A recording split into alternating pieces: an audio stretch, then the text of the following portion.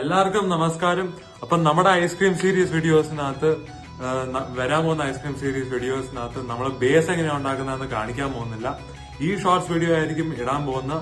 അപ്പം നമ്മുടെ ഐസ്ക്രീമിന്റെ ബേസ് എങ്ങനെയാണ് ഉണ്ടാക്കുന്നതെന്ന ഈ വീഡിയോന്റെ ടോപ്പിക്. അപ്പം ബേസ് എങ്ങനെയാണ് ഉണ്ടാക്കുന്നതെന്ന് നോക്കാം. ഇൻഗ്രീഡിയൻസ് ആണ്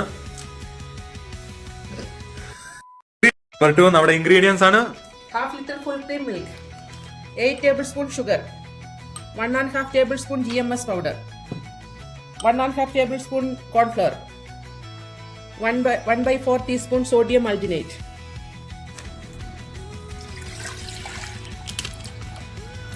spoon sugar, GMS powder, corn flour, alginate powder.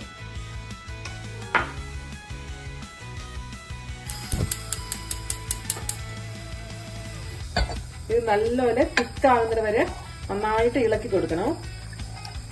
അപ്പം നമ്മുടെ ഐസ്ക്രീമിന്റെ ബേസ് റെഡിയായി കഴിഞ്ഞു. ഇത് നന്നായിട്ട് തണുത്തിട്ടുണ്ട്. ഇതിനെ നമുക്ക്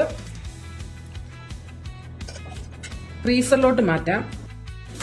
ഇതിനെ നമുക്ക് മാക്സിമം ടെമ്പറേച്ചറിലിട്ട് മിനിമം 8 hours എങ്കിലും ഫ്രീസ് ചെയ്യണം. 8 hours മേളിലാണെങ്കിലും കുഴപ്പമില്ല.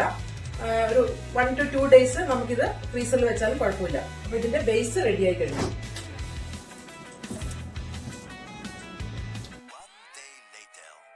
നമ്മുടെ ബേസ് നന്നായിട്ട് വന്നിട്ടുണ്ട്. നമുക്ക് നോക്കാം.